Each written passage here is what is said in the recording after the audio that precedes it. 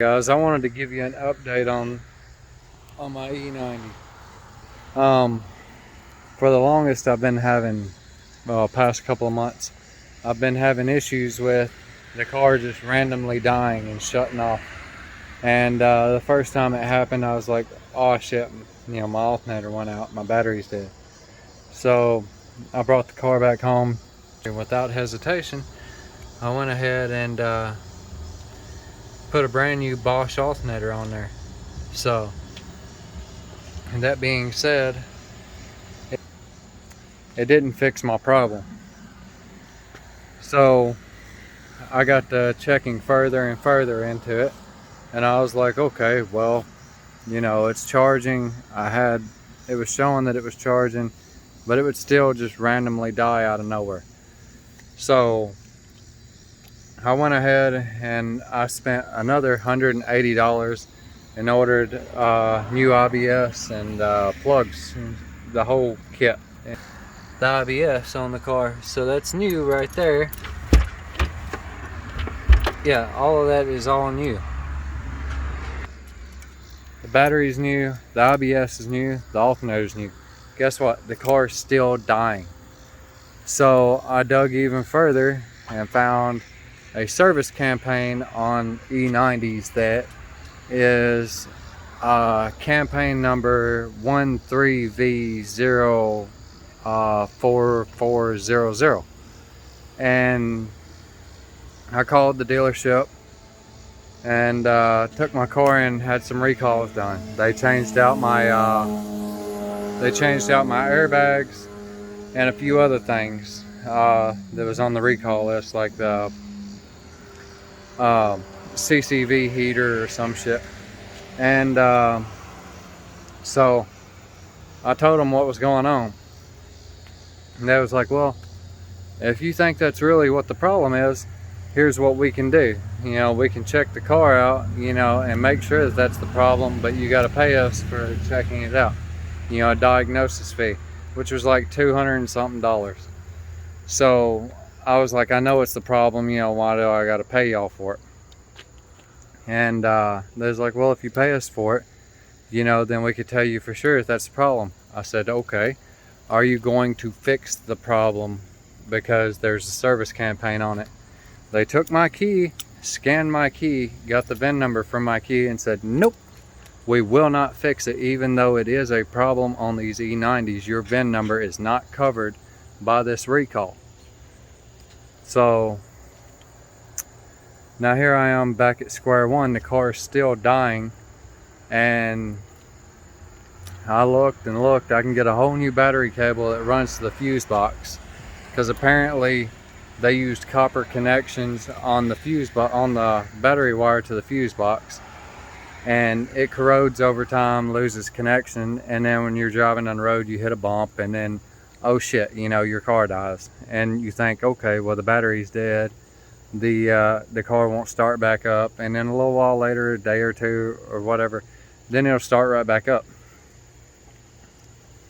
That would be the hot wire going to the fuse box or power distribution box. I looked online, a new battery cable is like $168, but it doesn't have an updated plug on it. The updated plug comes and it's made out of, it has aluminum on it, and that won't corrode. So there's different companies like FCP Euro or something that makes them. I got lucky enough to find one on, but they told me it would take up to 10 business days before they mail it out and then getting to me. But they make just the plug and about a foot of cable to replace the end of the cable that goes to the fuse box. So I used their part number and found it on eBay. It cost me like $30, and it'll be here tomorrow, and I'll be able to tell you how that works out, and give you an update. But for the time being, this is a big please don't be me and start buying shit just because common sense would tell you on everything else that that's the problem. On an E90, it seems like whatever can go wrong will go wrong. But at least I got a bunch of new parts on the car, and shouldn't be nothing else to go wrong. And you know, that's all I wanted to tell you. You know, just to have people, give people some bit of insight. You know, before you start changing a bunch of expensive parts like I did, you can easily just replace this battery plus connector, and your problems might be solved without having to buy all this other stuff. But on the bright side, I got a lifetime warranty alternator, and new battery, and a spare IBS sensor, at the cost of too much money. As I do this tomorrow, I'm going to start videoing it, and because my part will be here in the morning, and I will keep you updated. If anybody has any questions about what my issues were, you know, about how I came to this conclusion, feel free to comment, message me, or anything, and I'll be glad to help out with answering anything that I can. I just don't want to see people waste money like I did, because, you know, in the end, everything on the car costs a lot of money, and you don't want to just start dumping money into something. It'll make you sick at your stomach and make you not want to keep it. And in reality, they're really pretty cars. It's beautiful. I like the way it's designed, and it drives well. But if it's going to keep causing me problems, I don't need it in my life. And I'm sure everybody else is going to say the same thing.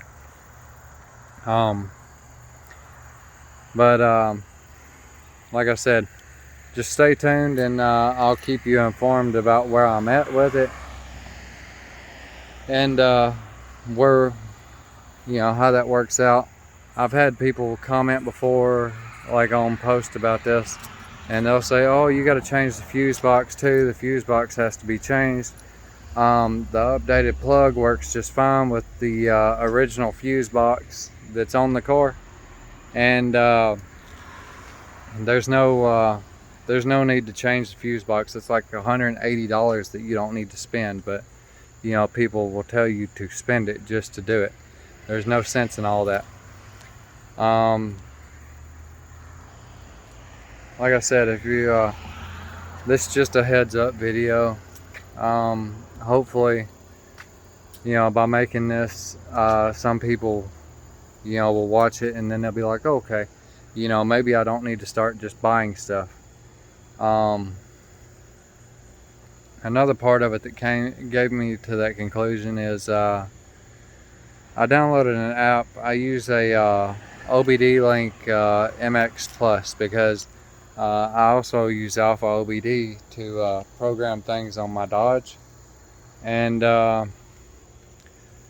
the same tablet that I run the Alpha OBD on, I downloaded Beamer Link and Beamer Code for this, and before I came to the conclusion that it was a loss of power with the power distribution box, I noticed that there was communication errors. Communication error with the IBS, communication error with the water pump, and another communication error, a fault that said it was for the IBS sensor, which was different than the first IBS. And the reason being is, where that's corroded, it's not allowing it to make constant contact. And right there on that, the water pump has to have constant power going to it, just like the IBS has to have constant power, so the system knows, hey, the battery's charged, let's not overwork the alternator, or hey, the battery's charged, let's kill the alternator to save its life. And those error codes is what, you know, drove me further to look into it, and that's when I found that service campaign. Well, that service campaign, I spoke with the technicians there at the BMW dealer, and they said, yeah, you know, that's what it is. You know, either you can fix it or you can pay us to fix it. And I was like, okay, well, I fix everything else on my vehicles, I'm gonna fix this. And the guy was like, well, good, because it's like 11 hours of labor, because they changed the whole wire and the fuse box and all, and it's like $2,000. And so that being said, you know, this will save a lot of people a lot of time and a lot of money. This is not replacing the whole wire. Like I said, it comes a 12-inch piece. You clip the old plug off, you put the new one on, you crimp it on, and you use heat shrink around it to keep moisture from getting to it where it's connected, and then you plug it into the back of the fuse box, and you pick up where you left off, and you're able to drive your car again. And I'll be doing a video tomorrow showing how to do it, how to get the fuse box out, how to get the old plug out, get the new one in, get it crimped on, and heat, you know, doing the heat shrink on it. Every step along the way to I just worked a 13-hour day, so I'm a little tired trying to sit here and make this video. But I got to keep people informed, because like I said, I don't want to see people just dumping money, because I've done dropped over $1,000 and they ain't even fixed my problem. And the only thing left is this. There's no other issues, because I've got power going everywhere I need it to go except for there. You can reach under the dash and grab the fuse box, and if it's tight, it won't move. If it's loose, it'll move, and you can lose power. And that's a simple way to test it, but you know, that only works if your fuse box is loose. You can take some of your screws loose and shake it a little bit, and that'll help out, you know, just to let you know, hey, okay, I have a bad connector on my battery plus wire that goes to the fuse box. But that's all for now. And like I said, I'll make another video tomorrow showing how to change that out. And then in a few days, after I drive it around a little bit and make sure it isn't going to die again, I will update you on where we stand as far as that.